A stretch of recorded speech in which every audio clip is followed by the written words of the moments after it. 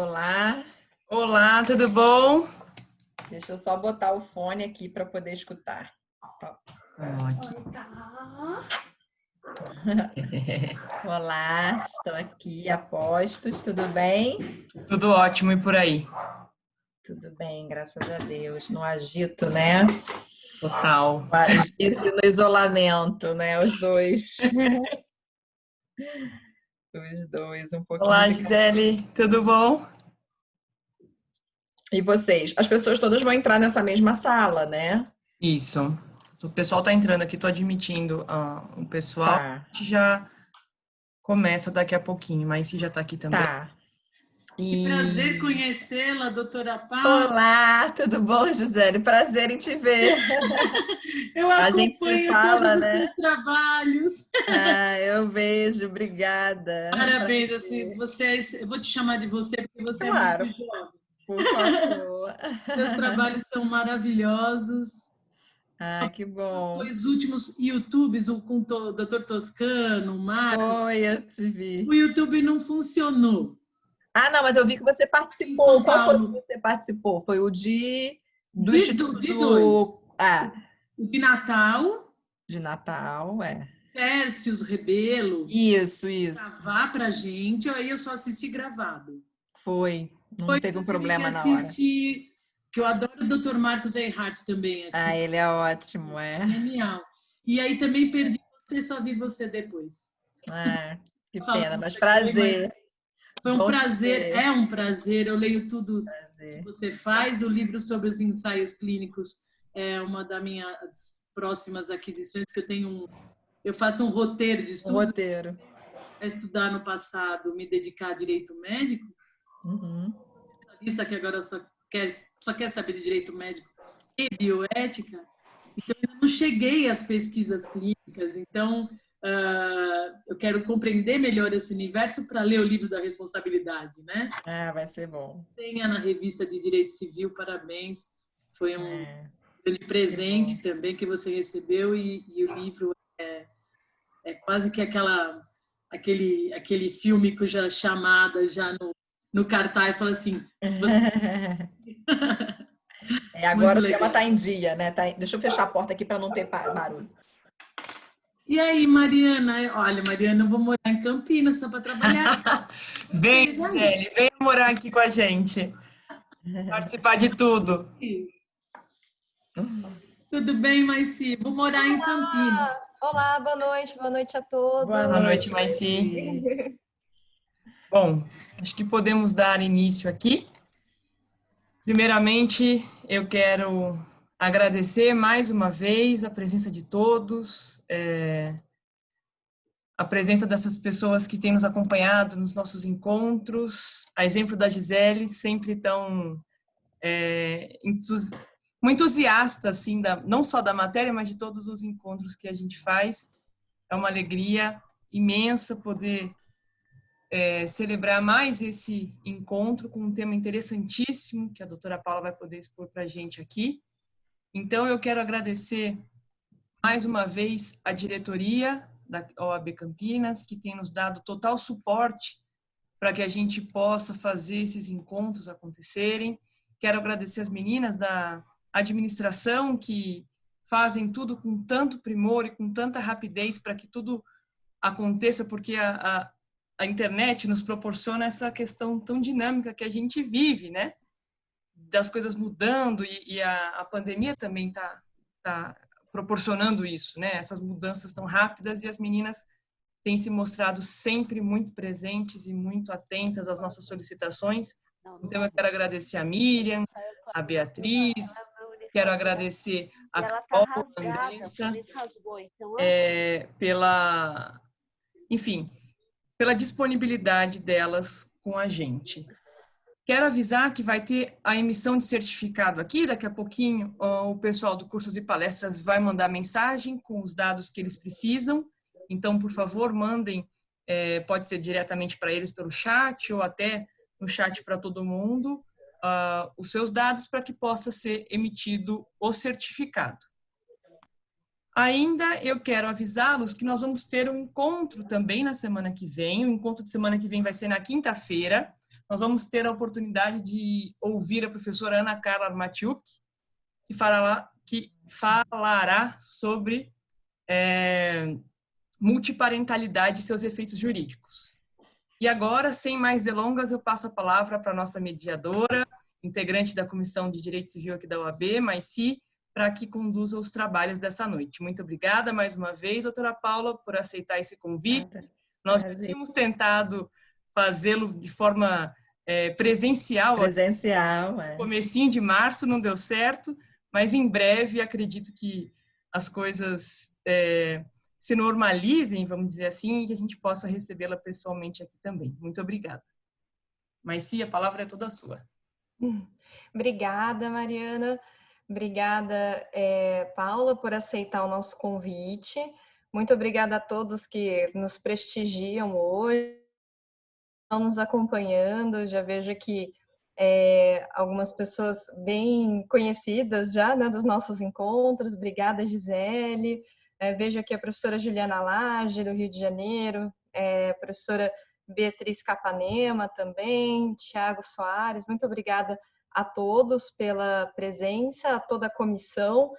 Já faço também no nome da nossa presidente, a doutora Mariana Baroni, também registrando aqui a presença da doutora Tatiana Muniz, da doutora Marcela. E, bom, o tema que nós vamos tratar hoje, que a doutora Paula vai nos conduzir hoje, é a responsabilidade civil em testes de medicamentos. E nós podemos já perceber que é um tema muito instigante e que atualmente ganhou uma importância ainda maior e uma popularidade ainda maior, né? Então, pensando justamente nessas polêmicas que estamos vivenciando a respeito de como são feitos esses testes de medicamentos. Agora fomos forçados, né, a refletir sobre isso, sobretudo porque estamos aí torcendo para que se encontre algum remédio, algum medicamento que seja eficiente no combate à Covid, né, que tanto tem nos preocupado.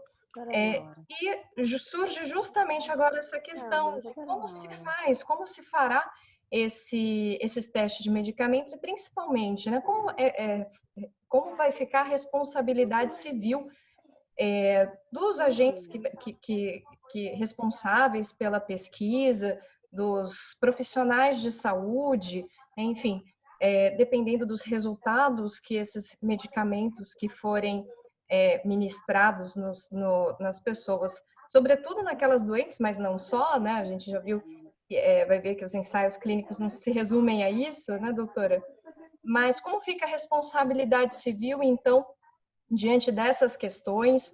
Como fica a responsabilidade civil caso os medicamentos tragam mais malefícios ou problemas para a saúde da pessoa que está sendo testada do que benefícios? Enfim, então, questão de suma importância hoje, e já passo a palavra para a doutora Paula, registrando aqui que a doutora Paula é advogada, ela é doutora e mestre em Direito Civil pela Universidade do Estado do Rio de Janeiro, ela é pós-graduada em Advocacia Pública pelo CEPED-UERJ, também pós-graduada em Direito da Medicina pelo Centro de Direito Biomédico da Universidade de Coimbra, é também professora de pós-graduação lato sensu do curso de Direito Civil Constitucional da CEPED-UERJ, né?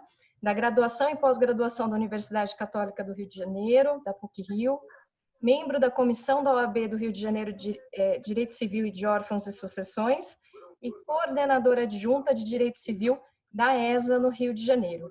Então, passo a palavra para a doutora Paula, já agradecendo imensamente novamente a sua participação, registrando que o nosso evento está sendo gravado e será disponibilizado posteriormente no canal da OAB Campinas. E também já aproveito para convidar todos a curtirem a nossa página no Facebook e também no Instagram, que inauguramos recentemente para facilitar a divulgação dos nossos eventos. Agradeço imensamente e já passo a palavra, então, para a doutora Paula. Muito obrigada. Primeiramente, boa noite a todos. Gostaria de agradecer imensamente a Mariana pelo convite, porque a gente já estava tentando realmente fazer, né, esse debate sobre o tema do meu livro, né, de certa forma, lá em Campinas presencialmente, tá mostrando ali. E eu gostaria muito de ir para Campinas, né? Campinas eu fui pouquíssimas vezes, mas é um lugar muito gostoso. Tenho amigos queridos que moram lá, então seria um grande prazer, mas a gente depois pode propiciar esse encontro físico, né? Para a gente consiga se abraçar, né? E se conhecer de perto, aí com todos, né? Sem medo de Covid. De qualquer forma, eu fico muito honrada em poder falar, né, à OAB de Campinas por esse espaço, a professora Meici, que a gente também não se conhece ainda pessoalmente, né, mas estamos num grupo em conjunto, damos aulas também juntos na PUC, né, na pós-graduação. Então, assim, para mim é um prazer muito grande falar de um tema que eu me dediquei durante muito tempo, na verdade, né? Porque o livro que eu publiquei no ano passado sobre ensaios clínicos e responsabilidade civil foi o fruto da minha tese do doutorado, que eu concluí em 2017, o livro foi publicado no ano passado. Por um contexto atual em que estamos, o tema acabou sendo trazido aí à baila com mais ênfase por conta de todo o interesse global hoje em pesquisas a serem realizadas para a descoberta da cura da Covid-19. Então, a gente vê aí que o tema acabou se tornando um tema de preocupação pública que antes não era muito falado, não era muito conhecido. Né?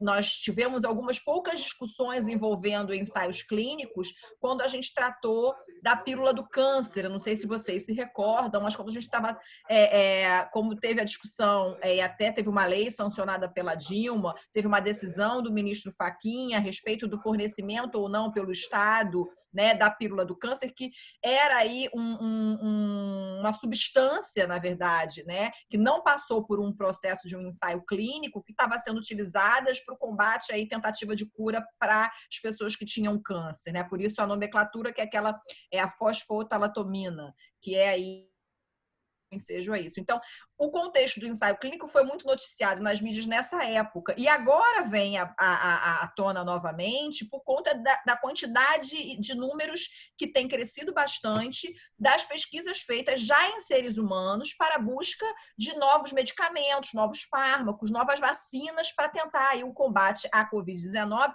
já que essa doença ainda não tem um tratamento eficaz para ser feito, né? Diferentemente do que tem ocorrido hoje, por exemplo, que a gente hoje, até o Ministério da Saúde se pronunciou hoje mesmo, né, sobre o uso da cloroquina, da hidroxicloroquina, que tem sido feito de forma como um tratamento experimental.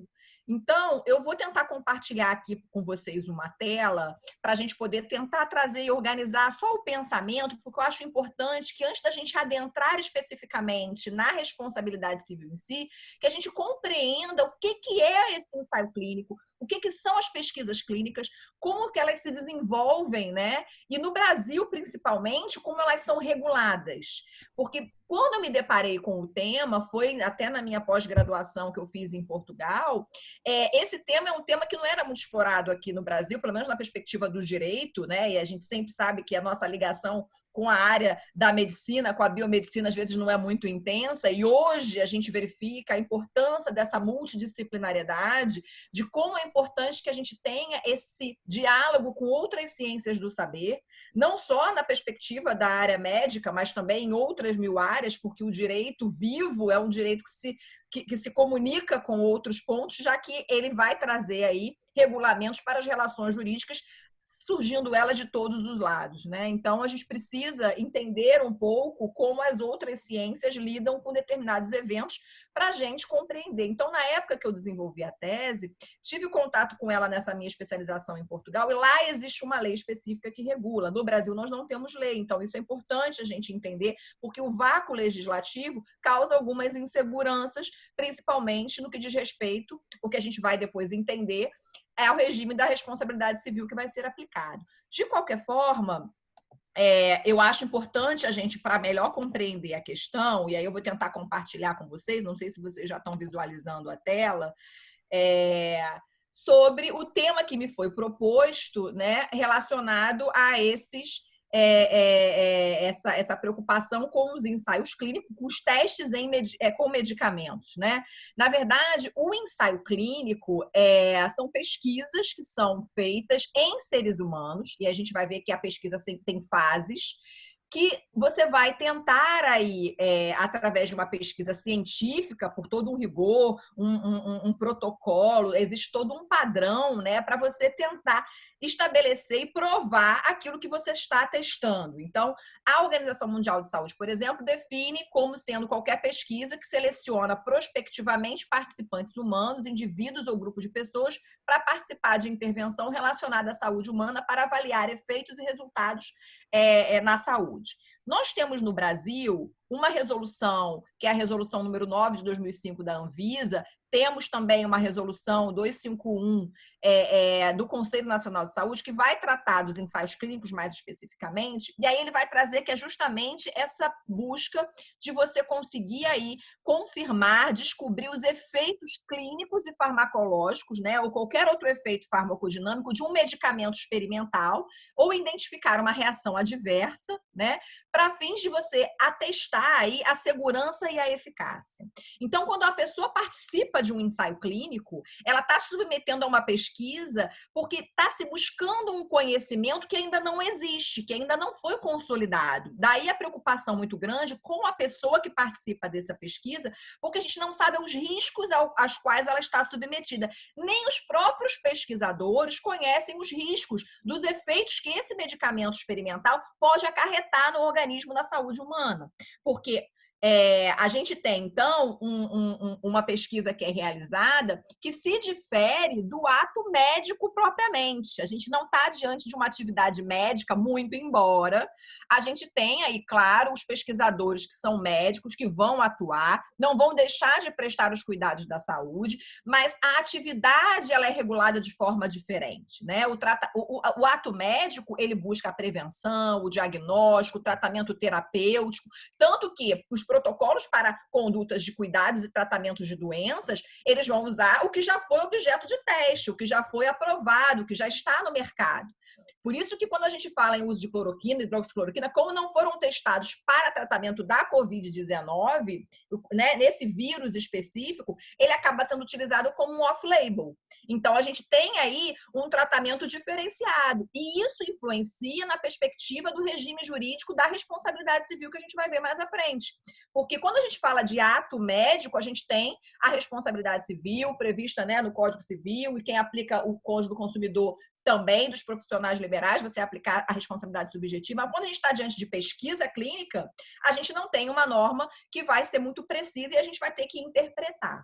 Então, eu gostaria primeiro de fazer essa ressalva, porque a gente precisa entender o que a gente está falando. A gente está falando de pesquisas feitas em seres humanos para testar a eficácia e a segurança de um medicamento ou de uma vacina, enfim. E aí, a gente passa, dentro dessa pesquisa, por fases, né? Existe a fase pré-clínica, que são quando os testes são feitos em laboratórios, testes em animais.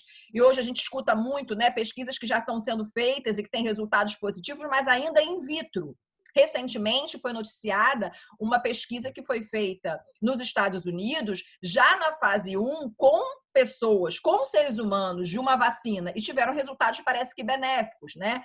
Houve aí, por parte do governo também, um grande investimento aí na pesquisa da cura, né? Só que não é um processo fácil. A pesquisa em seres humanos, ela tem um processo longo, são vários trâmites, são várias fases. Então, a gente vai ter uma primeira fase com um número menor de pessoas, geralmente são pessoas saudáveis, e aí isso aí é um outro ponto. Quem é que vai se submeter à pesquisa? Se a pessoa que se submete à pesquisa, ela é uma pessoa saudável, ela está se colocando em risco a troco de quê? Esse é um primeiro ponto. E a gente vai trabalhar aí com o princípio da solidariedade, que é um princípio que está sendo muito falado hoje, não só nessa área, mas em outras áreas, que a gente está aí com uma visão de aplicação da solidariedade, que é um princípio constitucional, é um princípio que é carregado de valor também, até de cunho ético e também de cunho jurídico. Então, a gente tem aí as pessoas que se voluntariam a participar de pesquisas, mesmo saudáveis, mesmo não tendo aí o contato com a doença, com a Covid, por exemplo. E várias campanhas foram feitas nos Estados Unidos, inclusive, chamando pessoas para participarem. Na Inglaterra, é comum você ter a possibilidade de remuneração, então, pessoas que vão receber para participar da pesquisa. E isso é um problema na perspectiva da gente analisar no nosso ordenamento jurídico se isso seria constitucional ou não seria constitucional, já que a gente tem lá na Constituição, no artigo 199, parágrafo 4º, a preocupação da não comercialização, a vedação de venda de órgãos e sangue, por exemplo. Então, a gente tem que fazer essa interpretação. Então, na primeira fase, você tem um número menor de pessoas, geralmente são saudáveis, ou que, se não for saudáveis, é da doença que se procura obter a cura. Mas é um estudo feito ainda numa visão menor, que você vai tentar analisar a segurança e a dosagem. Em seguida, você vai passar para um número maior, que é a fase 2, que vai ter como objetivo a dose e a resposta. Aí você já vai ter pacientes doentes. E aí aqui é importante fazer uma observação, portanto. Existem os ensaios clínicos terapêuticos, que são as pessoas que estão doentes e que buscam através dele a cura. Isso é muito comum nas pessoas que têm problemas de câncer, porque você às vezes não tem, né, um medicamento e aí as pessoas preferem se submeter à pesquisa porque estão tentando aí alguma cura, e aí é um ensaio clínico terapêutico. Então, você tem um ensaio clínico terapêutico e não terapêutico. E aí você tem uma terceira fase, que vai analisar o risco e o benefício, e a quarta fase, que é quando já há aí a aprovação pelos órgãos competentes, no caso do Brasil, a Anvisa, o produto já está comercializado, mas continua a haver uma investigação para ver se os efeitos, custo e efetividade estão sendo positivos. Tanto que a gente já ouviu falar de vários medicamentos que já foram retirados do mercado porque se avaliou que os danos que estavam causando eram maiores do que os benefícios. E aí aqui a gente entra também em toda uma análise dos princípios bioéticos que se utiliza para autorizar as pesquisas, né? Que é o princípio, por exemplo, da beneficência, da não maleficência, ou seja, até que ponto a pessoa participar da pesquisa pode trazer mais riscos do que benefícios. Então, esse é um ponto que se analisa até para uma perspectiva de uma análise, de uma responsabilidade, os princípios da precaução, os princípios da prevenção, e isso tudo é considerado na seara da pesquisa. Então, a gente precisa entender que quando a gente fala em pesquisa, a gente tem normas aplicáveis a ela. A gente não vai aplicar aqui as mesmas normas que diz respeito a outras relações jurídicas. Por quê? Existe todo um arcabouço normativo principiológico ético, e aqui a gente tem influência de normas internacionais. As normas começaram a ser criadas e desenvolvidas até princípios, né? Por conta de todas as atrocidades que foram cometidas, e a gente tem o histórico da Segunda Guerra Mundial, os experimentos nazistas, que mostraram a preocupação de proteger esses participantes de pesquisas, até mesmo porque eram várias experiências feitas sem o seu consentimento, sem a sua autonomia. Então, a gente começou a ver normas, né, de cunho éticos que foram desenvolvidas, princípios bioéticos, que são os da beneficência, não maleficência, o princípio da autonomia, da justiça, do acesso a todos, e aí entra na questão da medicação depois, né, de ter acesso aos medicamentos que foram comercializados, que foram aprovados. E você tem as normas de boas práticas, guias de boas práticas para atuação nessa área de pesquisa. E temos também os princípios jurídicos, porque as normas éticas não serão suficientes para tratar desse tema, muito embora elas sejam fundamentais, porque as sanções que ela gera no âmbito ético disciplinar. Ela pode ter até uma sanção de cunho mais efetivo por conta de toda uma reação da coletividade, né, dos cientistas, em não aceitar a conduta daquele pesquisador, e, portanto, por mais que ele tenha chegado a uma determinada conclusão, se ele não agiu com ética, aquela conclusão que ele tomou não vai poder ser considerada. Então, você tem uma rejeição da própria comunidade de pesquisa que não vai ter as mesmas consequências em relação à aplicação de normas jurídicas.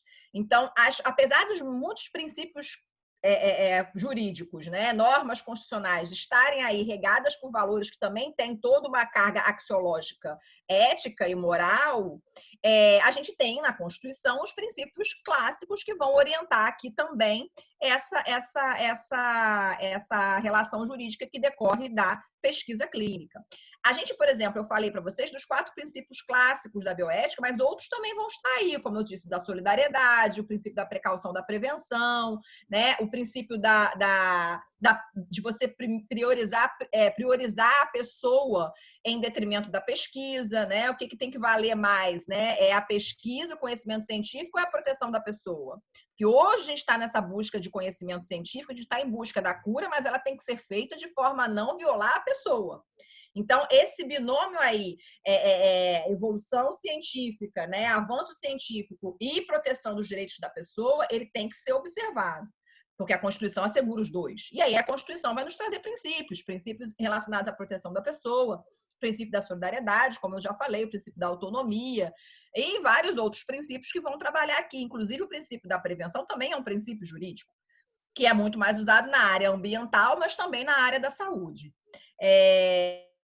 Então, várias resoluções que foram sendo expedidas, principalmente pelo Conselho Nacional de Saúde, as mais importantes nessa temática é a 251 e a 466 de 2012 do CNS, que vai trazer aí as regulações éticas, digo assim, né, de cunho mais deontológico, para a pesquisa. Então, a gente não tem uma lei específica. O que nós temos? Nós temos as nossas leis, o Código Civil, o Código de Defesa do Consumidor. Basta saber como elas serão aplicadas, porque eu, particularmente, entendo que na pesquisa clínica nós não estamos diante de uma relação de consumo. Existem vozes que pensam no sentido contrário, mas eu defendo que a gente não tem uma relação de consumo aqui, porque, para mim, em 2 aspectos. A gente não pode ter a remuneração, isso é um ponto. Outro ponto é porque a gente ainda não tem um produto que está no mercado, não tem um produto comercializado. O uso dessas substâncias, né, que são testadas, elas são de uso controlado. Elas não estão ainda disponíveis para aquisição. Então, a pessoa, quando participa de uma pesquisa dela, ela sabe que ela não está diante de um produto aprovado. Pelo contrário, ela está ali para contribuir para que aquele produto seja avaliado para depois ser colocado no mercado. Então, para mim, não é uma relação de consumo. E aí a gente precisa saber, portanto, quem são os agentes que participam dessa pesquisa, porque se a gente quer eventualmente responsabilizar alguém por um dano sofrido por esse participante de pesquisa, a gente precisa saber quem são os agentes. Então, a gente tem a instituição de pesquisa, onde ocorre a pesquisa, temos os próprios participantes, as pessoas físicas, temos o patrocinador, seja ele público ou privado, e aí a gente vai ter que ver quais normas incidem, né? Temos aqui os comitês de ética em pesquisas, que são responsáveis pela aprovação dos protocolos, e a Comissão Nacional de Ética em Pesquisa, que é o CONEP, que vai trabalhar aí, porque a gente tem aqui no Brasil o sistema CEP-CONEP, que é por onde vai ter aí a aprovação de todo o protocolo para iniciar a pesquisa. Não se inicia uma pesquisa em seres humanos no Brasil se não tiver essa aprovação pelo sistema CEP-CONEP. Algumas pesquisas vão para o CONEP, outras não, ficam só no CEP. Nós tivemos agora, inclusive, um noticiário aí que uma empresa conseguiu a aprovação do CONEP para uma pesquisa, mas se verificou que ela já tinha começado antes dessa aprovação. Então, teve todo um noticiário, uma discussão sobre isso. E aí, depois, por conta disso, a CONEP acabou retirando, né, a aprovação dessa pesquisa. E a gente vê que agora, nesse momento que nós nos encontramos, né, da Covid, a gente tem visto que isso tenha crescido, né, o número de pesquisas feitas em seres humanos. Então, a gente precisa ter um protocolo que vai ser aprovado. Existem até situações em que pode ter intervenção da Anvisa. Nós temos um termo de consentimento, que é um ato obrigatório para que se analise a pesquisa, porque os comitês eles vão estar preocupados com o quê? Eles vão estar preocupados em garantir a proteção do participante de pesquisa. A leitura que vai chegar para eles de toda a documentação apresentada para início da pesquisa vai ser nessa perspectiva do participante, de proteção do participante. E aí você vai ter esse protocolo que eles vão aprovar, esse termo de consentimento que tem que estar muito claro quanto aos riscos e benefícios que estão sujeitos os participantes. E veja que quando a gente fala em termo de consentimento livre e esclarecido, foi uma das primeiras normas no Brasil, a gente começou a regular a pesquisa pelo Conselho Nacional de Saúde em 88. Foi a primeira resolução, depois foi uma de 96 e agora de 2012. E o termo de consentimento é muito utilizado, sempre foi muito na pesquisa, por conta da autonomia. que era justamente uma das violações que foram feitas ao poder de autodeterminação quando se praticava pesquisa sem a autorização do paciente. Se discute muito a natureza jurídica desse termo, não é o meu tema aqui nesse momento, mas, na minha visão, é uma autorização que é dada pelo participante de pesquisa para poder se submeter a esses testes. E aí colocar em risco a sua saúde, portanto, é um ato de disposição do seu corpo. E aí, portanto, a gente também pode analisar a aplicação dos artigos do direito da personalidade que estão lá no Código Civil e todas as outras normas constitucionais que asseguram aí os direitos à saúde, à vida, né, das pessoas e até mesmo do sigilo e informação dos seus dados. E depois nós vamos ter os contratos que são celebrados entre os patrocinadores e os pesquisadores, os centros de pesquisa. Eu tinha marcado aqui 20 minutos para minha apresentação, já botei no cronômetro, já passei, sem chegar à metade dela. Eu só peço mais um pouquinho para poder tentar concluir. Peço já desculpa, que eu fico me empolgando com o tema.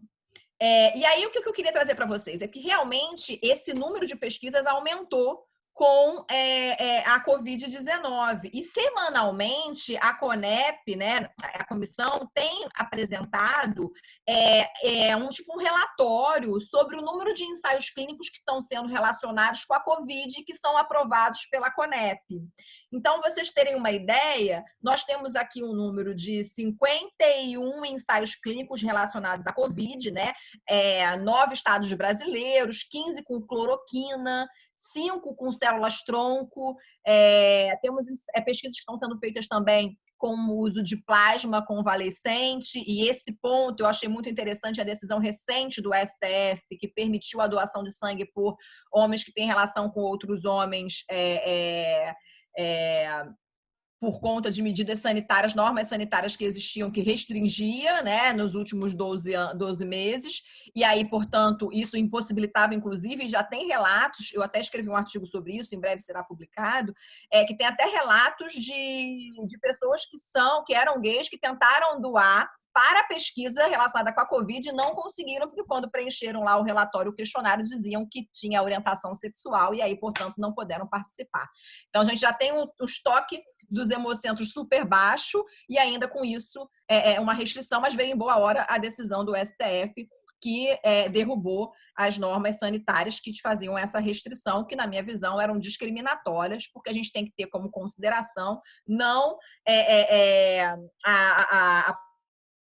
as escolhas sexuais, mas sim você ter aí o controle do comportamento de risco e não a opção da pessoa. Bem, então nós temos aí ensaios feitos com antídotos, enfim, e você tem, o que me chamou um pouco a atenção, e eu peço desculpa porque eu reduzi aqui, o número de pessoas que a gente tem envolvidos participando de ensaios clínicos, né? Ensaios clínicos em todas as horas. 20 mil... gente, olha eu com a matemática. 22,76 pessoas participantes de ensaios clínicos que estão aí, então, precisando de uma proteção específica por conta de como esses ensaios estão sendo realizados. Principalmente pesquisas que têm sido feitas com uso de cloroquina e hidroxicloroquina em pacientes hospitalizados em estados graves. Então, assim, a gente tem que pensar, eles estão dando consentimento? Será que isso está sendo observado? Se eles sofrerem alguma lesão que advém não da doença, mas do medicamento experimental, eles podem ser ressarcidos disso? Então, entra aqui alguns pontos que a gente tem que pensar de que tipo de eventos danosos esses participantes podem estar sujeitos. É que eu só trouxe 3 exemplos para facilitar. Violação de dados, que é um ponto que está sempre super em debate agora, e que, se a gente for considerar, ainda não está em vigor, mas em breve estará, a Lei Geral de Proteção de Dados, que vai também trazer um pouco dessa questão da responsabilidade na seara, né, de falha nas seguranças e vazamento desses dados, mas a gente também tem hoje ainda algumas normas que podemos aplicar para esse fim. Falhas na obtenção do consentimento, isso é muito importante porque faz a lesão à autonomia da pessoa, e em relação a alguns eventos adversos que podem acontecer e gerar, inclusive, a morte. É claro que, nesse último caso, a gente vai ter uma dificuldade muito grande no que tange a prova do nexo de causalidade, se aquele evento adverso foi em decorrência da medicação que está sendo utilizada ou se foi em decorrência da própria doença ao qual a pessoa já estava acometida. O ponto é que quando você tem, por exemplo, ensaios fase 1 de pessoas saudáveis, fica até um pouco mais fácil você identificar. Agora, quando são pessoas que já têm a doença, é mais complicado. E aí a gente vai ter que se curvar um pouco a perícia médica para nos dar aí todo um suporte para fins de colocação. Então, como é que a gente aplicaria o regime jurídico da responsabilidade civil na minha leitura e de tudo que eu interpretei e estudei numa visão sistemática aqui? Para mim, então, não aplica o CDC, porque para mim não é uma relação de consumo, então a gente vai aplicar o 927, parágrafo único do Código Civil, porque para mim não há dúvida que a gente está diante de uma atividade de risco. E um risco, na minha visão, integral. Não uma responsabilidade integral, que não tem que ter a prova do nexo, mas um risco integral, no sentido de que mesmo que a pessoa saiba e que assine um consentimento dos riscos a que se coloca, ela tem que ser ressarcida do dano que ela sofra, por conta da atividade de pesquisa. É claro que isso vai assustar os pesquisadores, pode assustar os patrocinadores, mas entre a ponderação dos interesses aqui, na minha visão, e até por uma interpretação à luz do artigo 927, parágrafo único, a gente tem que proteger o participante de pesquisa e a gente está diante de uma atividade de risco. Então, a gente vai ter que ter aqui a presença, né? O exercício da atividade de pesquisa, o dano reparável de ordem patrimonial ou extrapatrimonial e o nexo de causalidade entre o dano e a pesquisa.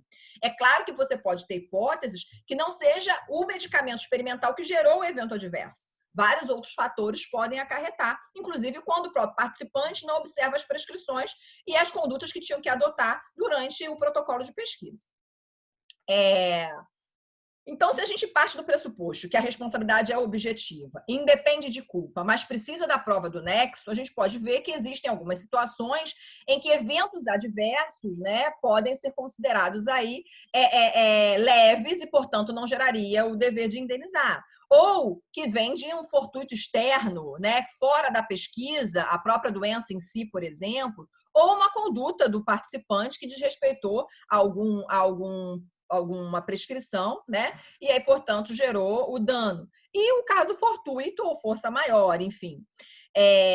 Eu entendo aqui, portanto, que a preocupação em a gente entender o regime jurídico aplicado é garantir aí a maior proteção à pessoa, à sua dignidade humana, observando o princípio da solidariedade aqui também na perspectiva da responsabilidade civil, de compartilhamento geral dos riscos, né? Que é uma pesquisa que tem interesse coletivo no seu desenvolvimento. E o princípio da reparação integral do dano. Claro que isso coloca o pesquisador, e aí, na minha visão, daqueles agentes que a gente falou, todos eles respondem de forma solidária e de forma objetiva, seja o agente de pesquisa, o pesquisador, seja o patrocinador, seja a instituição de pesquisa. E nós não temos, então, portanto, lei, mas o que se estimula hoje é que sejam, então, feitos e tentar aí garantir o ressarcimento disso seguros que possam proteger aí e garantir o maior ressarcimento à vítima / que no caso é participante de pesquisa.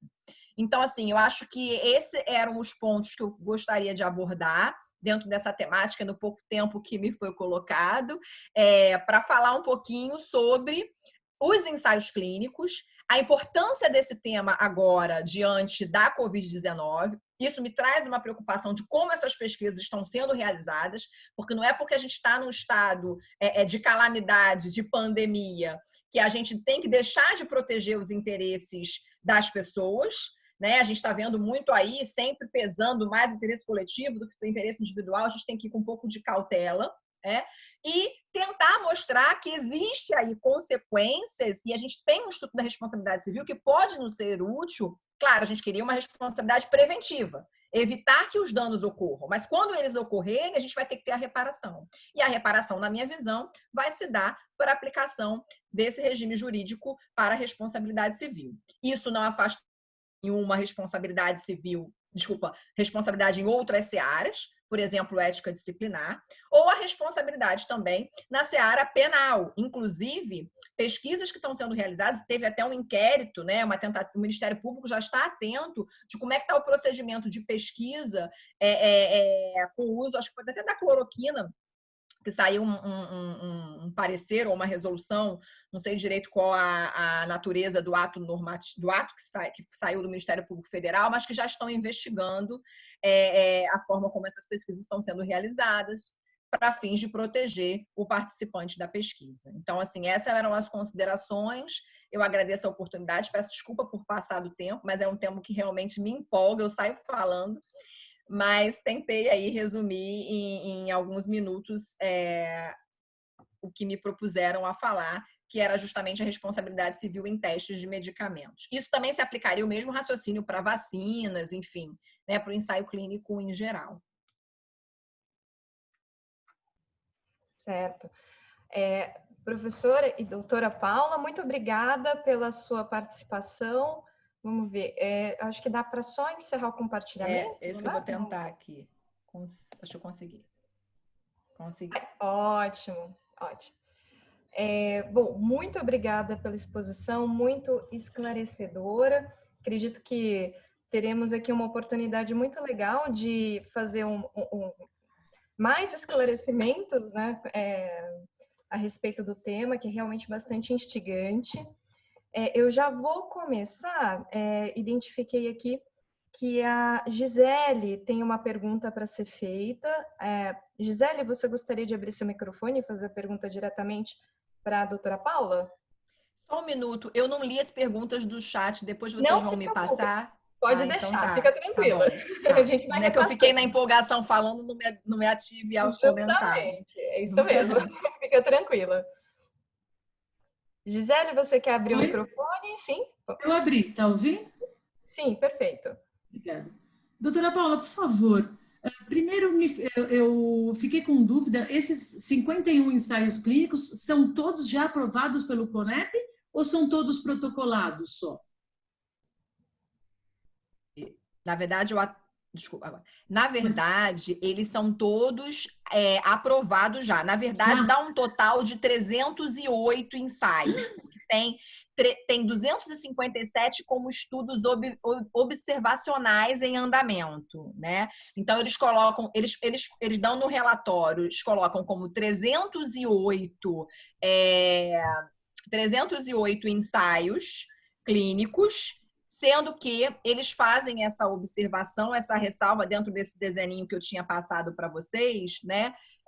De que 51 está diretamente relacionado, e aí você tem os que estão ainda em andamento, tá? Depois, se vocês quiserem, eu posso disponibilizar, acho que até aqui no chat dá para passar esse relatório da CONEP, porque eles emitiram um parecer de aprovação para 308 protocolos de pesquisa científica relacionada ao Covid. E aí, cada um tem sua característica metodológica, né, específica, e aí eles fazem aquele gráfico, né, como é que a gente chama isso? É um esquema, né? Para poder identificar aqui dentro de que temática está cada ensaio. Isso foi, esse que eu coloquei, foi dado até dia 18/5. Eu vi. Eu vi, tentei anotar tudo que você falou. Eu vou compartilhar. Tem uma outra pergunta também. Eu tinha lido sobre a legalidade, ou talvez a ilegalidade cometida pelo Ministério da Saúde, ao determinar o que seria um protocolo para o uso da cloroquina, que tinha até dosagem. Então, um protocolo do Ministério da Saúde, sem que a Anvisa passasse pelo CONITEC a aprovação da cloroquina, ou melhor, deixaria de ser off-label e passaria a ser um tratamento para o Covid-19. A partir do momento que eu não tenho esse medicamento, ele ainda é off-label. Aí li também sobre tratamentos compassivos, ou seja, uma única pessoa dando o seu consentimento para ser utilizado numa situação limite, um tratamento que poderia ser viável para a cura do Covid-19. À medida que eu não tenho tudo isso, me parece que a gente fica numa situação bastante delicada, porque os termos de consentimento certamente estão falhando. Porque para a utilização de um medicamento que deixaria de ser off-label, com um protocolo do Ministério da Saúde, sem passar pelo CONITEC, com dosagens mínimas, e a partir de uma recomendação que o próprio CFM fez, que para mim é um baita de um desserviço, para falar pouco, que eu nunca vi o CFM recomendar, pelo menos fiz pesquisas, a utilização da heparina D ou de qualquer outro medicamento. Acho que extrapola a competência, usurpa competência, é abuso do CFM fazer esse tipo de conjectura, e fez uma recomendação sobre o tema e para a utilização da cloroquina. Me parece que, se eu não tenho um consentimento, se eu não tenho ainda o Conitec dizendo que esse medicamento pode ser utilizado para a Covid-19, se o que a Anvisa o Ministério da Saúde vem dizendo em seus protocolos, eles falam que são notas, mas na verdade são protocolos que se fala até em dosagem, não seria uma forma disfarçada da tentativa de colocar essas pessoas em ensaios clínicos, como se elas estivessem inseridas em ensaios clínicos, e não sendo um protocolo mal elaborado e ilegal, eventualmente responsabilizando o Estado ou não responsabilizando o Estado, se a dosagem, por exemplo, matar o paciente? Eu não sei se eu fui clara no meu raciocínio, porque assim, se existem ensaios clínicos protocolados, será que quando a cloroquina entrar no SUS, eu posso dizer que estão todos participando do ensaio clínico e o cara não deu um consentimento e nem sabe que está participando do ensaio? E eu vou tentar desresponsabilizar o Estado por conta disso? Desculpa meu afã no questionamento, porque isso é um absurdo. Me parece a disfarçada tentativa de colocar pacientes do SUS no rol de participantes de ensaios clínicos. Me dá muito medo isso. Como é que a gente vai provar que A não é B? O que a doutora acha disso? Sim, obrigada, Gisele. Perdão. Obrigada, Gisele, pela pergunta. Doutora Paula, pode ficar à vontade para responder. Desculpa, Messi, eu fiquei te interrompendo. Imagina, você é a nossa... De maneira nenhuma, fica à vontade.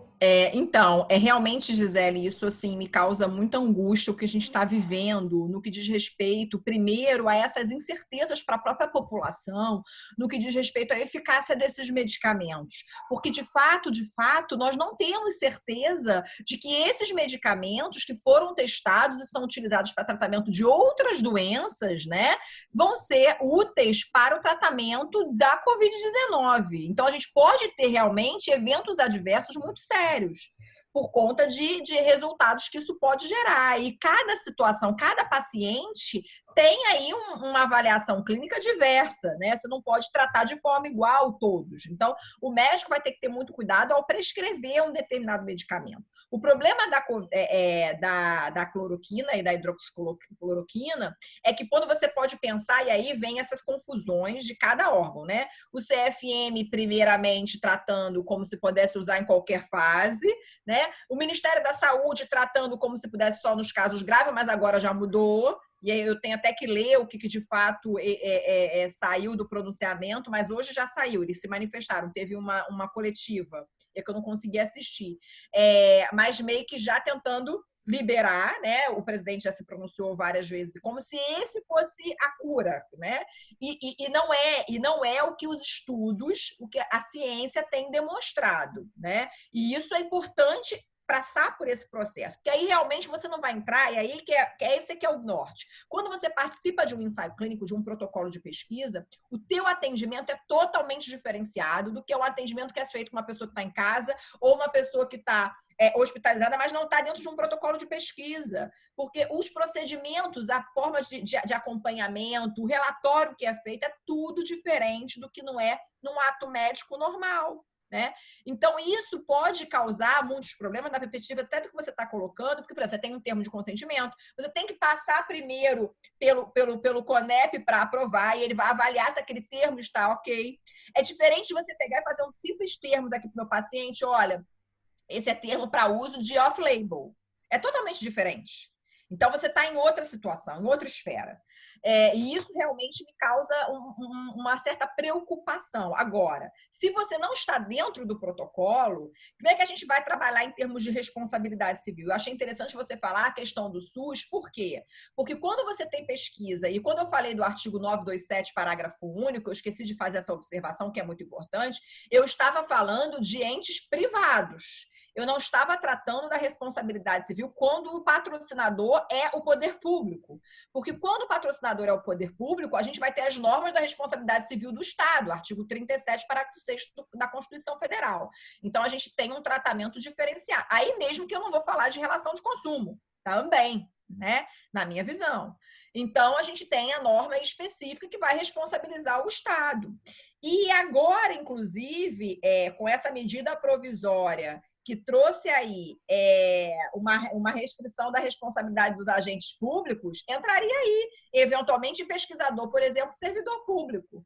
E até essa situação está sendo votada. Hoje teve o voto já do ministro Barroso, eu consegui assistir só o finalzinho, que ele entendeu que era constitucional, mas fez uma ressalva lá na interpretação.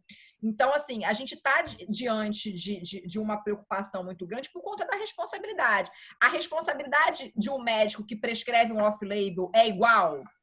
A responsabilidade do médico que prescreve um off-label, ela pode acontecer a despeito, na minha visão, de toda essa explicação que se tem aí para o uso da cloroquina ou não. Por quê? Porque você está diante de um tratamento experimental e você está diante aí, na minha visão, como é um ato médico, mesmo que seja um tratamento experimental, a responsabilidade é subjetiva. Você pode tentar tirar a responsabilidade dele ético-disciplinar, mas pode enquadrar, se presente os pressupostos da responsabilidade civil, a culpa, se ele agiu, né, de forma a não respeitar aí determinados atos, práticas médicas. Agora, ele está diante de um off-label? Está diante do off-label, mas isso significa, então, que se ele prescreve um off-label, não vai ter responsabilidade civil? Entendo que não, entendo que pode ter.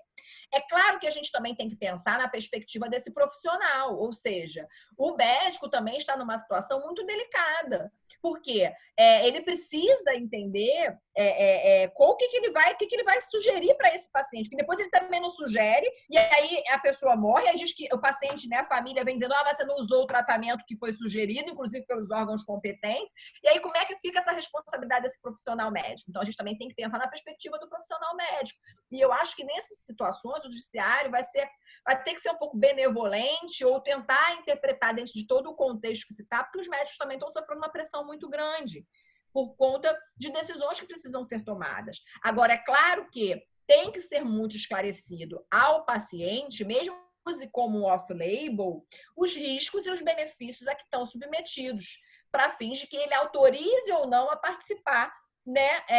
Não é no caso de participar da pesquisa, autorize a utilizar esse medicamento como uma forma de tratamento para a doença dele. Então, tem que haver aí essa possibilidade e esse esclarecimento muito claro. Então, a gente ainda estamos numa zona muito cinzenta em termos de definir como vai ficar a responsabilidade desse profissional médico quando prescreve o uso de cloroquina, hidroxicloroquina, fora da área de pesquisa. E aí, na minha visão, a gente aplica a responsabilidade civil, né, pelo artigo 14, parágrafo 4º, se você considerar que é uma relação de consumo, você vai aplicar o 951, se não me falha a memória do Código Civil, que vai tratar como responsabilidade subjetiva. Agora, se tiver na seara da pesquisa, aí você já vai aplicar o 927, parágrafo único, ou, se for o órgão público envolvido, você vai ter aí essa preocupação de aplicar as normas, a norma da própria Constituição, e até uma questão que se coloca, se você poderia aí propor ação direta contra o pesquisador. Aí, no meu entendimento, pela posição hoje do STF, é de que não poderia. A responsabilidade é do Estado, e o Estado depois poderia ter um regresso contra o pesquisador, eventualmente, né? Na interpretação que eu faço. Não sei se eu esclareci aí, mas realmente a gente está diante de muitas incertezas, porque a gente não tem aí uma unanimidade né, dos órgãos em relação a essa questão. Vamos ver agora como é que ficou o posicionamento do Ministério da Saúde, mas isso não exclui os riscos a que todos nós estamos sujeitos. E aí, quando eu digo todos nós mesmos nós que não estamos dentro de uma pesquisa, nós como pacientes, nós como pessoas que estão sujeitos a pegar a Covid em qualquer momento. Então, isso é um ponto importante que a gente tem que entender e tem que ter conhecimento para que a gente possa tomar as nossas decisões, inclusive em relação à recusa de uso desse medicamento, se a gente se colocar numa posição dessa.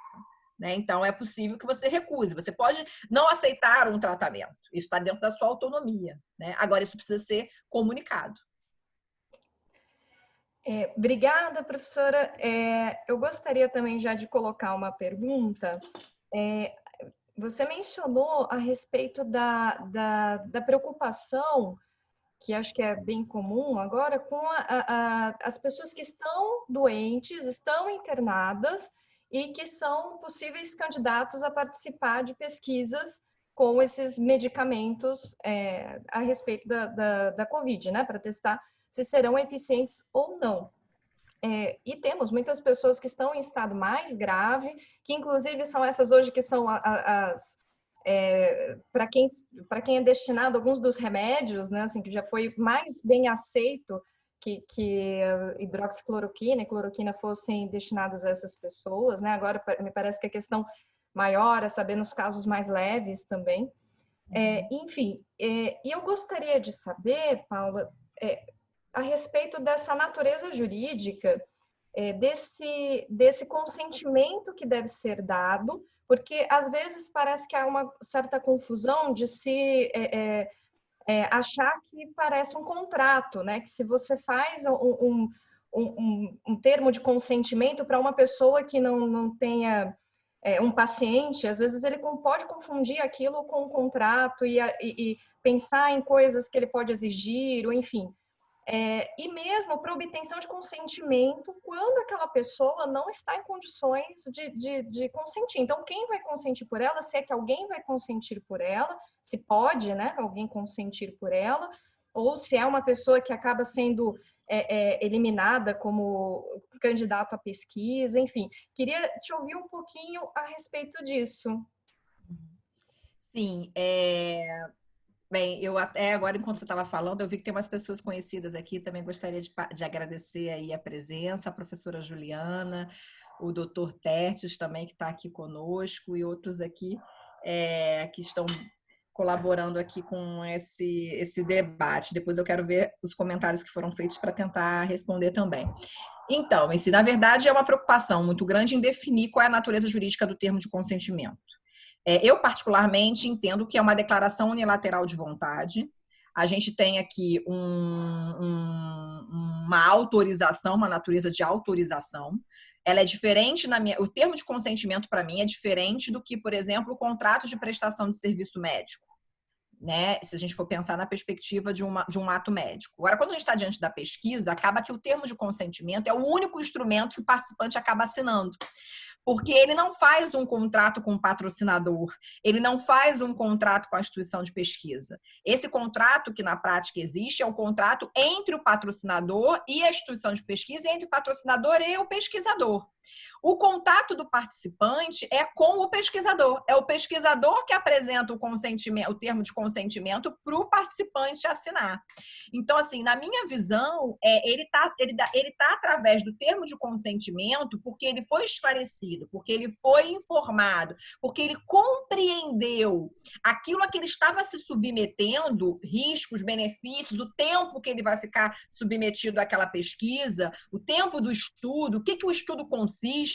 Ele vai compreender aquilo tudo e vai dizer, olha, eu autorizo, né, que haja uma intervenção em mim para esses fins de pesquisa, para esse fim de estudo clínico. Não há um contrato, na minha visão, entre o pesquisador e o participante de pesquisa. É claro que isso não afasta as obrigações do pesquisador / médico, vamos dizer assim, com os cuidados de saúde do participante de pesquisa, com a assistência. Uma coisa é assistência, outra coisa vai ser a indenização em caso de sofrer, algum dano, né? Então, assim, a gente tem que entender as terminologias para ser utilizadas de forma correta quando a gente está fazendo uma análise da perspectiva jurídica, né? Então, assim, essa assistência ela tem que ter, esses cuidados de saúde tem que ter, os direitos e deveres que advêm dessa relação vão surgir, mas nós não temos aqui, no termo de consentimento, um contrato. A gente tem uma autorização. Tanto é que, a qualquer momento, ela pode ser revogada sem sofrer qualquer tipo de penalidade pela retirada de uma pesquisa. Eu posso entrar na pesquisa hoje, querer sair da pesquisa, e isso não pode me gerar ônus nenhum, né?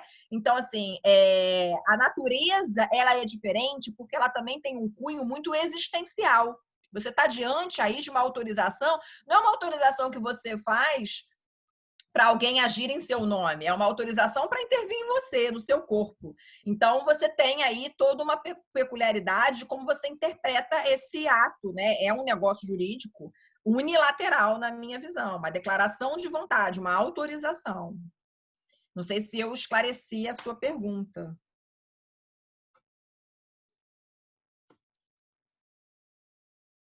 Acho que ficou mudo aqui. Me mutei.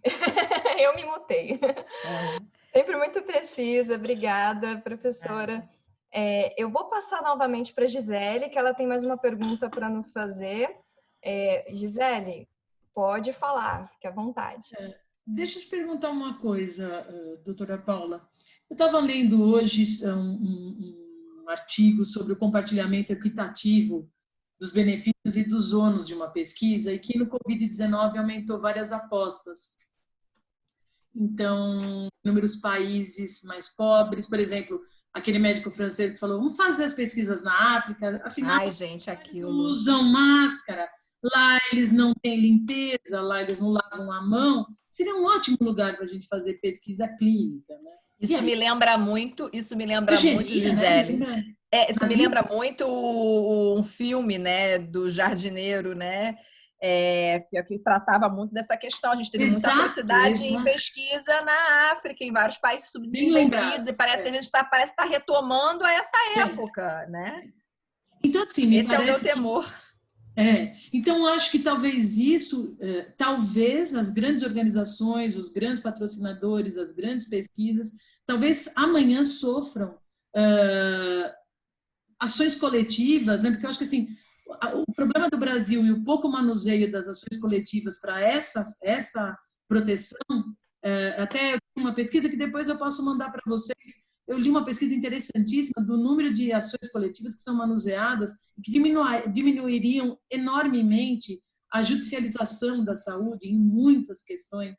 Então, assim, a atuação de Ministério Público e dessas pessoas jurídicas que podem manusear as ações coletivas, talvez contra esses países, né, que venham fazer apostas muito perigosas de onde pesquisar, quem pesquisar, por que pesquisar, as pesquisas que são pagas, o commodity, né? O corpo como commodity para o ensaio clínico. Então, acho que isso é bastante perigoso, né?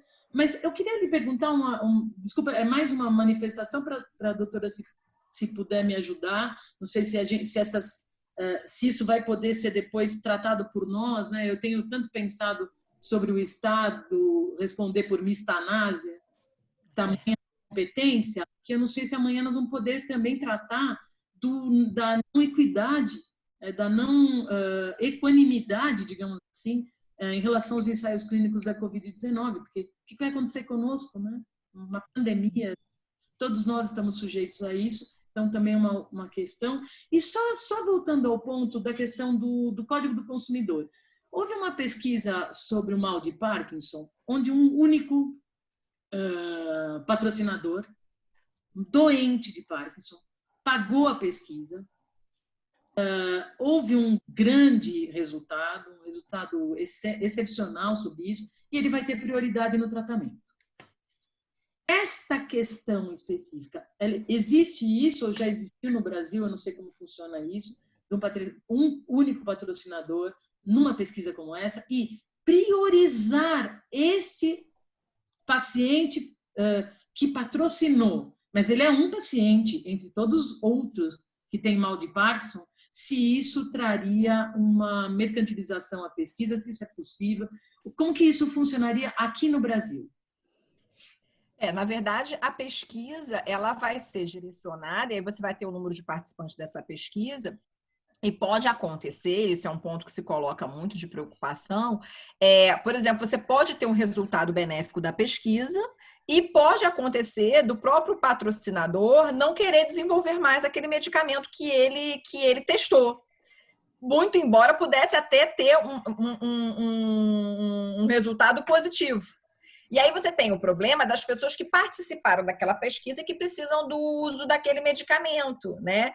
E aí você tem toda a questão de até que ponto haveria a obrigatoriedade ou não por parte do patrocinador de ir à frente com o financiamento desse medicamento. Isso é um ponto, né? Outro ponto é que quando você faz, se o patrocinador comercializar aquilo e até a etapa final, e aquilo for aprovado pela Anvisa e ele entrar no comércio, né? Aquele medicamento vai ser comercializado, as pessoas vão adquirir. Isso aí é livre compra. O ponto é em relação àquelas pessoas que participaram da pesquisa, e isso é uma discussão que se tem ética nas normas internacionais, e no Brasil também se discute, né? A gente tem uma resolução específica da Anvisa que vai tratar do uso do medicamento pós-ensaio, né? E aí a gente tem uma resolução específica que vai tratar disso, por conta de ter que pagar ou de ter que poder ser gratuito o uso daquele medicamento, né? Então a gente vai ter aí a regulação da Anvisa tentando trazer, temos normas específicas na resolução 466, que vai também tratar sobre esse tema. Depois, se você quiser, eu posso te passar os artigos direitinho específicos que vão falar. Mas a gente não tem aí, e aí é uma questão de quê? Você tem o que dá base ética para as pesquisas. Um delas é o princípio da justiça, né? É o amplo acesso que você tem que garantir, sem discriminação. E quando você fala em amplo acesso e você pensa no princípio da justiça, você tem que pensar na perspectiva de todos os vulneráveis, né? Você tem que pensar numa visão ampla. E aí entra o problema do acesso a medicamento, e aí entra a questão, eventualmente, da judicialização, enfim, né? O ponto é que quando a gente fala em medicamento, em acesso, em obrigatoriedade de fornecimento, a gente entra na decisão do STF, que já abordou isso, né? Sobre os casos, porque aí você tem uma diferença. Uma coisa é o medicamento experimental, que você usa tipo off-label e tal. Outra coisa é o medicamento que está sendo ainda objeto de teste ainda na fase da pesquisa. Outra coisa é um medicamento que não foi aprovado no Brasil, mas já foi aprovado por outros órgãos fora do Brasil, né? Então você vai ter lá a decisão do STF que vai tratar cada hipótese dessa para fins de obrigatoriedade ou não por parte do Estado, né, desses medicamentos. Inclusive em casos que envolvem doenças raras, esse é um tema assim bem sensível. E temos também aí que pensar até na perspectiva dos planos de saúde. Agora, por exemplo, nessa questão do off-label, será que os planos de saúde teriam que cobrir a cloroquina ou a hidroxicloroquina, né? A decisão no que diz respeito aos planos de saúde de uso de medicamento off-label tem sido no sentido de que sim, de que tem que fornecer, né? E a gente já tem uma decisão no que fala os que não estão com registro da Anvisa, né? Que é diferente. Uma coisa é não estar com registro da Anvisa. Outra coisa é você ter o uso off-label, né? Então, você tem que saber diferenciar de que você está falando para ver qual vai ser a norma aplicável. Então, o STJ também já se pronunciou nesses casos de plano de saúde. Para o off-label, tem sido positivas, mas sem ser off-label, já tem, eu acho que até um repetitivo que tratou sobre isso. Eu não vou lembrar do número aqui, mas posso depois fornecer. Obrigada, Paula. E obrigada também, Gisele, pela pergunta, sempre instigante também. Paulo, vou aproveitar para ler aqui o comentário do Rafael Faben, que diz assim: explanação sensacional, como sempre, doutora Paula, e exatamente nesse momento de pandemia em que os dados pessoais, sobretudo os sensíveis, circulam de instituição para instituição de forma extremamente veloz, não se tendo a certeza da segurança dos mesmos, ainda temos a lacuna acerca da vacatio legis da LGPD. Rafael, se quiser fazer algum comentário, quiser abrir seu microfone, pode ficar à vontade também, mas já repassando aqui, que fica difícil, né, de acompanhar às vezes o chat e as perguntas, seria de repassar esse feedback do Rafael. Vou passar também agora, a menos, Rafael, que você queira se manifestar mais, né, aqui no no áudio, no microfone, temos uma pergunta também da doutora Mariana Baroni, nossa presidente. Então, doutora, pode, por favor, palavra é sua. Muito obrigada pela exposição, doutora Paula, sempre muito clara e objetiva nos dados. Eu quero, só antes de fazer minha pergunta, agradecer a presença aqui do Dr. Cláudio, que é secretário-geral adjunto da diretoria da nossa OAB aqui de Campinas. E também, Cláudio, muito obrigada, sempre presente nos prestigiando. É um prazer imenso tê-lo aqui com a gente, viu? Muito obrigada. E também registrar a entrada do nosso presidente, do Dr. Daniel Blixstein. Acho que a conexão dele caiu aqui, mas também esteve presente. A gente não quis cortar a fala da senhora para prestigiá-lo, mas fica aqui registrado o prestígio.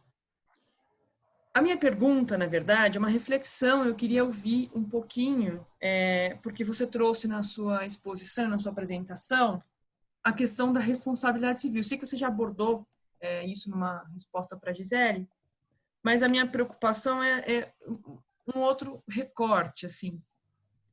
Nós não sabemos os efeitos desses medicamentos, exatamente da hidroxicloroquina. Estava lendo que teve um estudo feito em Nova York que diz que não só não diminuiu, como aumentou o caso de mortalidade do uso da hidroxicloroquina em casos graves da doença do Covid.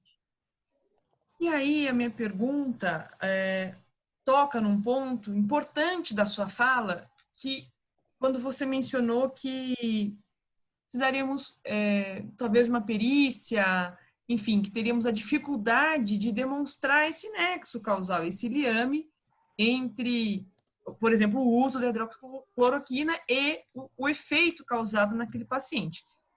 Só que, somado a isso, nós temos a seguinte dificuldade: nós não sabemos ainda os efeitos do Covid. Então, alguns casos têm relatos de problema do coração, problema no pulmão, o pulmão não voltou a funcionar. Tudo isso sem contar as grandes consequências, né, das pessoas que ficam entubadas assim por muito tempo, e precisam reaprender a comer, reaprender a andar, muitas vezes até a fala é prejudicada, né? E aí, como é que ficaria essa questão da responsabilização civil? E, já para poder complementar de vez a pergunta, principalmente nos casos das pessoas que vivem em situação de vulnerabilidade extrema, né? Porque não tem esse conhecimento técnico de tudo isso.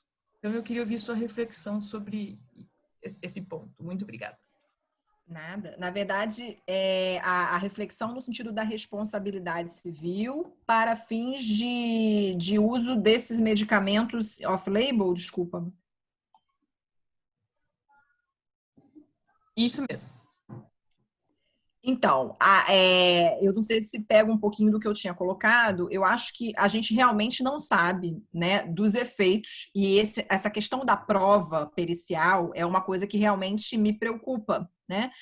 Porque a gente vai precisar demonstrar que eventos adversos, eles não decorrem da doença, mas eles decorrem do uso indevido do medicamento. E aí é claro que a perícia vai ter que nos dar, e aí vai ter que dar para o julgador um suporte técnico para ele poder avaliar se houve ou não o nexo de causalidade. Esse acho que é um primeiro ponto, uma primeira preocupação, né? Isso tanto quando a gente fala em relação à pesquisa clínica, como a gente fala em relação a ato médico, né? A prova pericial sempre foi fundamental nesses tipos de processo, porque o juiz, ele não sabe avaliar e ele também não vai saber se houve imprudência, se houve imperícia, se houve negligência. Isso precisa ser analisado diante de um contexto, e aí vai ter que se analisar toda a documentação do paciente, o prontuário, todos os dados, né, que foram anotados, dados clínicos, para ver e conseguir fazer essa avaliação. Eu entendo que vai ser uma prova diabólica, vamos dizer assim, se a gente pode colocar, né? É uma prova difícil de ser, às vezes, realizada. Agora, eu teria que... o regime da responsabilidade civil é o regime da responsabilidade subjetiva, na minha visão, se você estiver diante de uso off-label. Por exemplo, você pode estar diante do off-label e pode dar uma dosagem errada. Essa dosagem errada pode configurar uma responsabilidade. Então, assim, isso... E aí ele estaria ultrapassando até, né? Então, vamos supor, vamos tentar com uma quantidade maior aqui para ver se tem efeito. E aí, eu achei interessante quando a Gisele colocou que o uso compassivo, ele já é também um pouco diferente, porque você está em situação mais limítrofe entre a vida e a morte. Então, você tem aí, você usar as últimas chances, vamos dizer assim, né? Como se o paciente não tinha muito mais o que perder. E isso também tem que ser levado em consideração.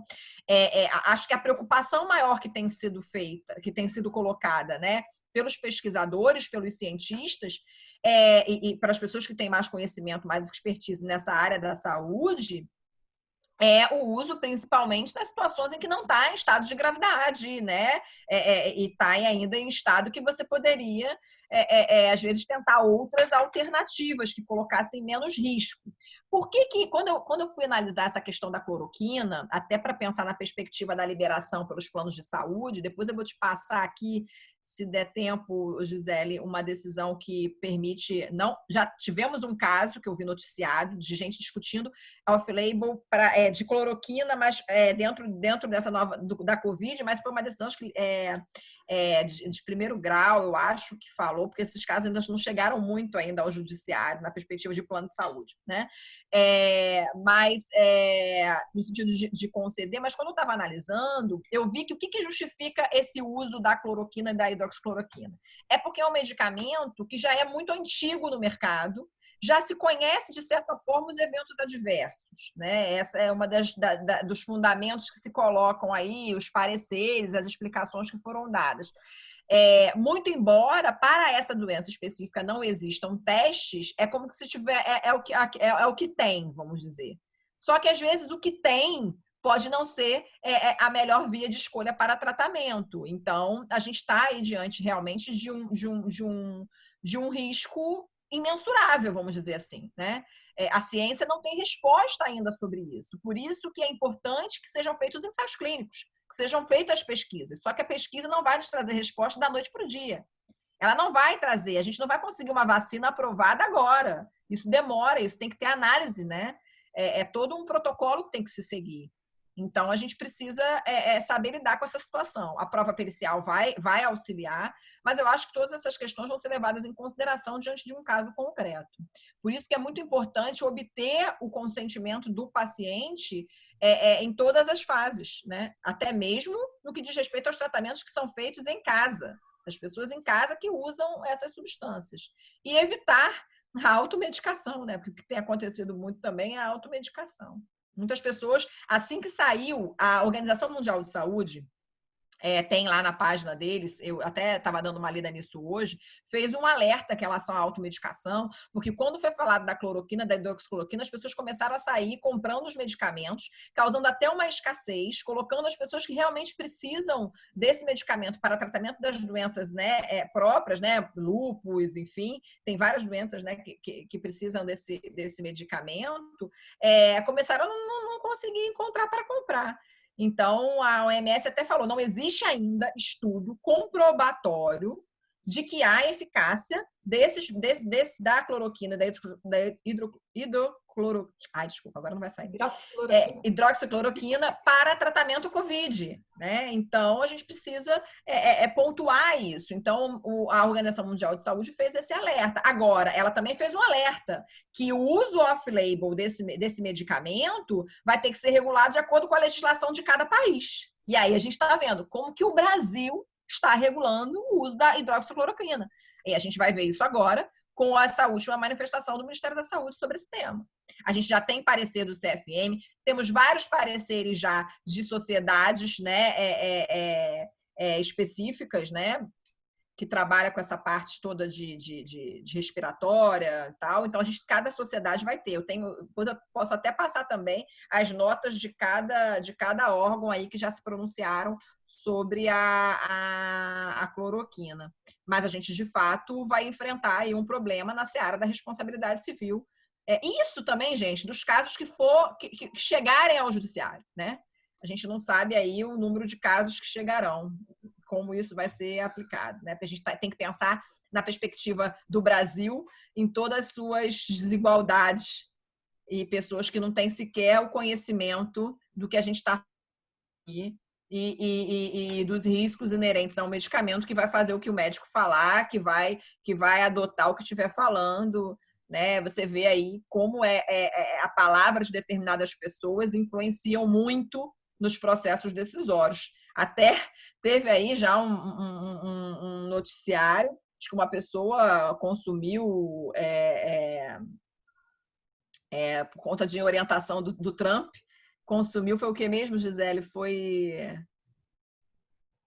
Foi água sanitária, foi água alguma coisa sanitária, pois é. desinfetante, isso. Então, tudo isso influencia muito, desinfetante. Então, assim, a gente tem que pensar numa perspectiva global. Não sei se eu te respondi, Mariana, mas, assim, às vezes a gente não tem nem resposta, né? Porque estamos diante de um cenário de muitas incertezas. Detergente, olha isso, detergente, foi detergente. Obrigada, Paula. Eu vou aproveitar e ler aqui o comentário da nossa... Eu acho que faltou falar, desculpa, sobre a proteção de dados que o Rafael colocou. Isso, o Rafael fez esse comentário também, falando da proteção de dados. Quiser comentar. O Rafael é um amigo querido, um especialista nessa parte de LGPD. Já compartilhei com ele algumas angústias minhas, principalmente no que diz respeito aos dados sensíveis. E a gente tem aí a questão hoje do uso de dados, né, de pacientes, enfim, por conta também da própria ideia de combate, e aí a gente tem que ter essa cautela de como esses dados estarão sendo utilizados para fins de proteção, porque a gente está diante de dados aqui, dados sensíveis, dados que têm cunho aí discriminatório, que não é à toa que ele tem um tratamento diferenciado pela lei, são dados de saúde, dados genéticos, informações importantes que podem causar aí uma estigmatização, uma discriminação e, portanto, precisam de ter aí uma maior proteção.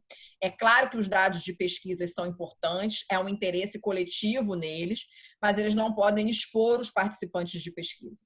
Então, você tem que ter aí o temperamento. É claro que a LGPD tem até uma previsão específica, né, de exceção a consentimento, enfim, mas a gente tem que pensar também na anonimização desses dados para fins de proteção do participante.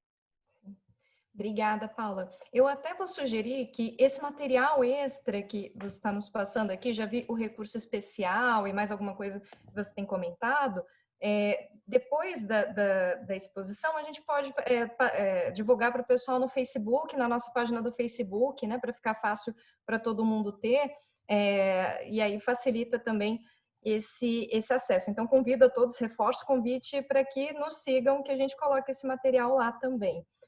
Eu vou ler mais esse comentário da doutora Marcela, né, pela pertinência com o momento da pergunta. Nós temos mais uma pergunta também da doutora Juliana, mas antes a Marcela nos diz assim, que apenas complementando, muito preocupa a questão da perícia, principalmente nos casos em que há óbito, porque se as famílias mal conseguem velar seus entes queridos, como essa perícia ocorreria? Principalmente nas camadas mais pobres da sociedade, né?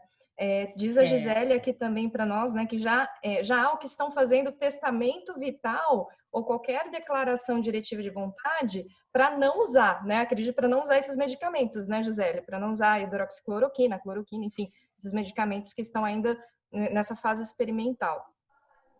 Bom, e o Guilherme Braga nos diz o seguinte, que inclusive em alguns estados americanos houve aumento da quantidade de atendimentos por intoxicação em decorrência dos desinfetantes, né, pela ingestão de desinfetantes.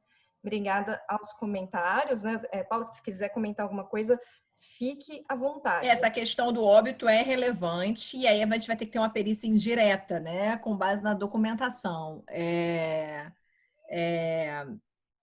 Eu acho que essa que me cabia comentar. Não sei se tinha alguma outra que precisava esclarecer, mas acho que foram só comentários, né? Nos Estados Unidos teve esse aumento, infelizmente. Sim. Isso é uma questão, gente, de conscientização que a gente tem que ter. do que a gente fala, né? Do nosso, principalmente hoje com as mídias, com as redes sociais, né? A influência que que a palavra de muitas pessoas tem na vida de outras. Então a gente tem que ter uma consciência social aí no que a gente expõe, no que a gente compartilha. Isso é muito importante, principalmente numa fase que nós estamos de muitas assim inconstâncias, né? Nós não sabemos nunca. Cada dia é uma medida nova, cada dia é uma orientação nova. Não há uniformidade na nossa esfera política, na nossa esfera legislativa, na nossa esfera da saúde. Então, assim, isso causa aí muita dúvida, né, para o cidadão que precisa nesse momento de esclarecimento e orientação, precisa de um norte, mas esse norte ainda não foi dado. Seja porque não existe ainda respostas, porque a gente está diante de algo totalmente novo, seja porque quando se tem resposta, não se traz de forma correta para a população. Então, isso é um problema que a gente está enfrentando nessa no atual contexto, infelizmente. Obrigada, Paula. Eu vou abrir agora para a professora Juliana Lage, que nos acompanha, para ela fazer a pergunta dela. Professora, fique à vontade para se dirigir diretamente a Paula.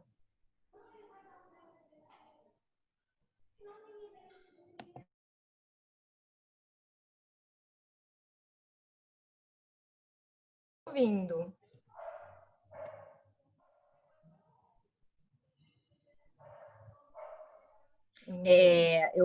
Enquanto ela está tentando entrar, eu vou só fazer um comentário que é da colocação aqui do Dr. Guilherme Braga. Eu acho muito importante, sim, os médicos têm que ter uma atenção muito grande agora nesse momento com o prontuário, em se documentar, com as fichas médicas, para que você tenha aí todo um suporte amanhã para fins de provas em eventual problema a ser enfrentado. Consegui. Oi? Só um minuto aqui. Resolvido. Pode falar. Bom, Paula, Maici, boa noite já a todos e todas. É sempre um prazer estar aqui na presença de duas grandes amigas e conhecedoras desse tema. Paula, eu queria te escutar sobre a questão dos ensaios clínicos em crianças, principalmente quando a gente pensa na possibilidade, nas consequências nas crianças sobre o Covid. Até porque as crianças, pelo que tem sido divulgado, elas, apesar de também serem acometidas da doença, o Covid nelas é menos severo, né? As consequências são menos graves. Então, eu queria te escutar um pouquinho sobre isso, sobre as possibilidades e consequências de pesquisas e ensaios clínicos em crianças no que diz respeito à Covid-19.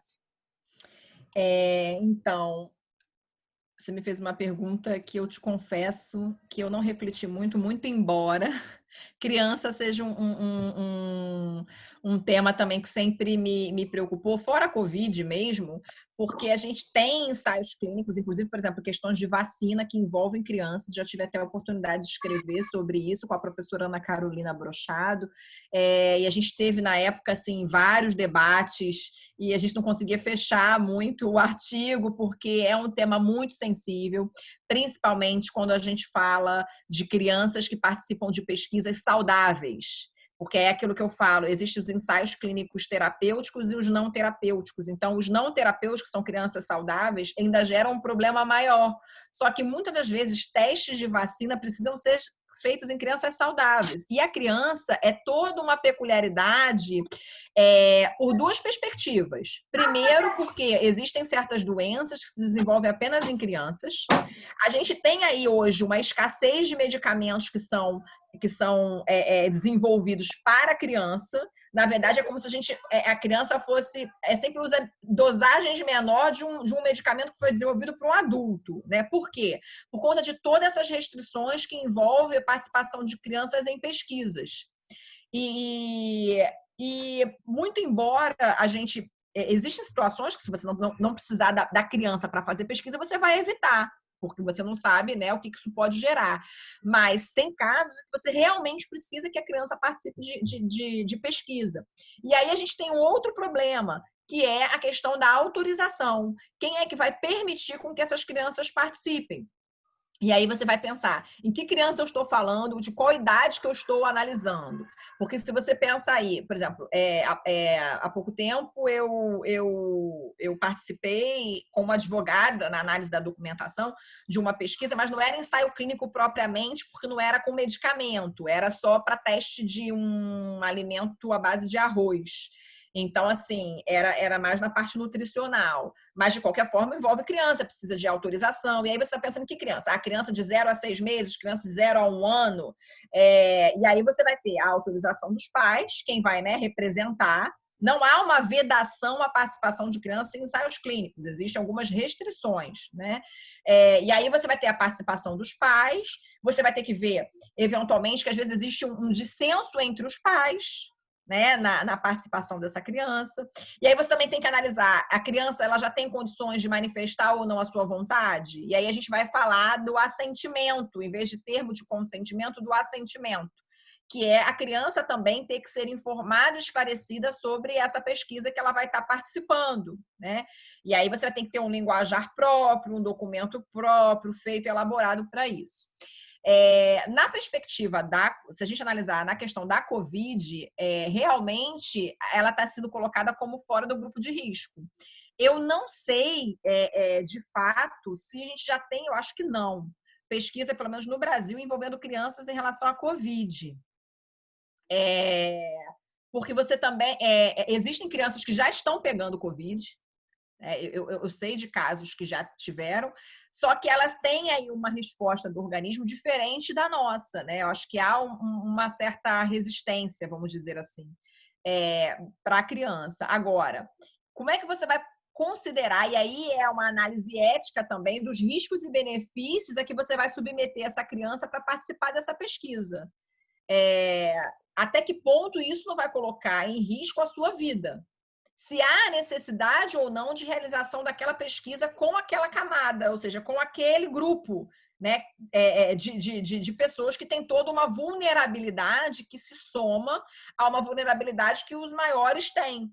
Então, a criança e o adolescente, eles são mais vulneráveis, né? Eu costumo dizer que qualquer participante de pesquisa, ele é vulnerável. Ele é vulnerável porque ele se encontra numa posição de risco. Criança, idoso, mais vulnerável ainda. Em algum momento alguém colocou aqui também, por exemplo, no caso das pessoas que estão grave e a questão do consentimento de ser dado, quem vai dar esse consentimento? Então, quando é criança, consentimento, os pais, representantes legais. Em determinada faixa etária, a participação da criança é imprescindível. Quando você fala em outras, né, maiores, por exemplo, de decidir, você tem que ver, é idoso? Quem decide pelo idoso? Aí você vai no Estatuto do Idoso e tem lá uma regra. No que diz respeito à saúde. Não é caso de idoso? O curador. Mas não tem curador. Quem vai decidir?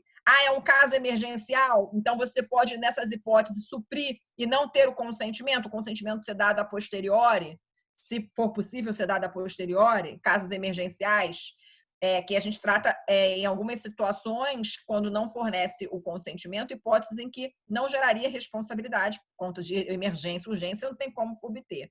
Então, assim, quando diz respeito à criança, Juliana, a gente tem aí um tratamento diferenciado, tá?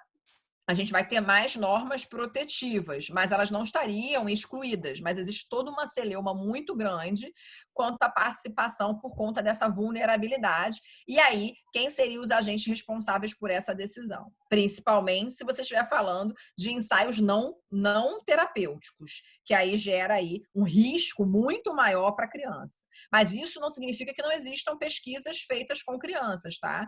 E a Fiocruz, por exemplo, já desenvolveu pesquisas na área da vacina com crianças, mas que tinham um risco menor, porque já existia, parece que uma sorologia e aí estava usando apenas de outras fontes e tal. Então, assim, isso tudo vai ter que ser considerado aí. E aí o critério do princípio da beneficência, da não maleficência, vai ter que ser um ponderador para fins de autorização ou não dessas pesquisas envolvendo crianças. Não sei se eu fui clara, mas até com a sua colocação vou pesquisar, ver se já tem alguma coisa envolvendo pesquisas com Covid em crianças. doença. Não vi nada ainda, mas também não tive um olhar muito atento para isso. Então, pode ser que tenha me fugido. Não, perfeita como sempre sua colocação. Obrigada. Nada.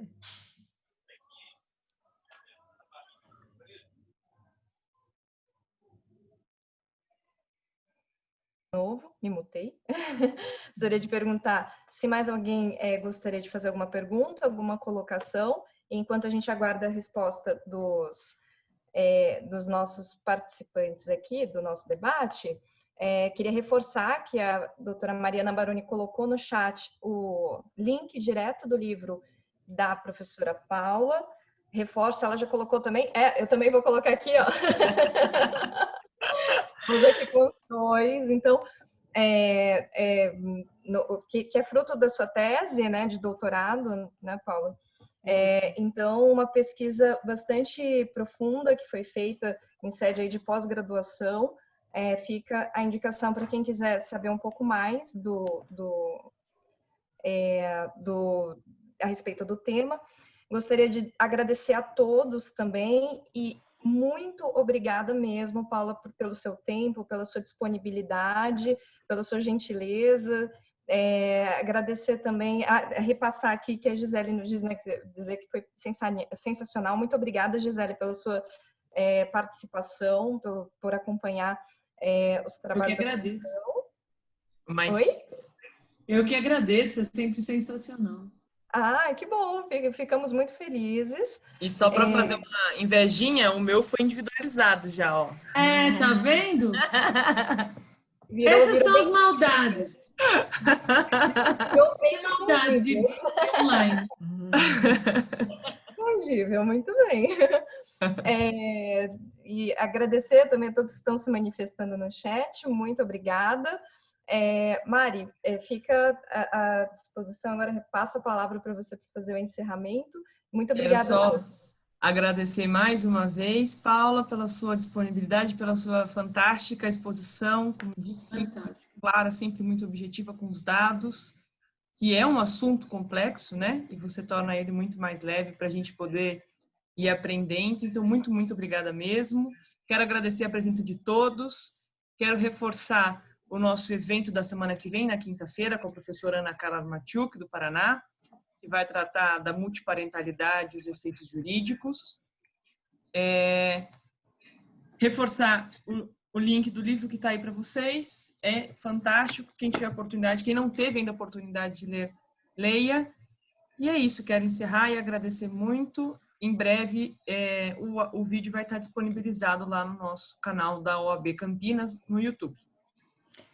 Só para agradecer também, antes da gente terminar, é sempre ruim encerrar uma conversa online, assim, virtual, né? Esquisito, ainda não estou muito acostumada. Agradecer pela oportunidade, por poder aqui colocar algumas reflexões. Na verdade, a gente tem mais, eu acho que nesse momento, dúvidas e incertezas do que qualquer coisa. São muitos medos, muitas dúvidas. E a gente só precisa, eu acho que o papel nosso como pessoas, né, partícipes, de certa forma, de tudo isso que está acontecendo e também estudantes, né, eternos estudantes do direito, tentar trazer aí alguns nortes de tentativa de interpretação um pouco diante de toda essa celeuma que a gente está, né, vivenciando e tantas normativas que estão surgindo para a gente nesse momento, que fica até difícil a gente conseguir ter o que nós queremos, que são certezas e respostas, né? Eu acho que eu encerro hoje aqui esse diálogo com vocês na certeza de que eu tenho que estudar mais, né? E agradeço todas as ponderações, todas as colocações, professora Juliana, professora Mariana, Meici, os nossos colegas que se manifestaram aqui, a Gisele, querida, que está sempre conosco, o Rafael, né? A Lívia, que também estava aqui, o doutor Guilherme, que fez as participações, o doutor Felipe, enfim, eu agradeço a todos vocês que tiveram aí a oportunidade, assim, de me dar esse tempinho, né, para a gente poder junto falar de um tema que me é tão caro. Só tenho a agradecer, desejar boa noite, que se cuidem, que fiquem bem, que a gente saiba o momento certo de sair das nossas casas e com proteção, né? Espero que nenhum de nós passemos por dores muito fortes decorrentes desse inimigo invisível aí que a gente está tendo que lidar. E se tivermos que enfrentá-lo, que a gente tenha saúde para vencer, né? Uma boa noite para todos. Muito obrigada, Paula. Muito obrigada.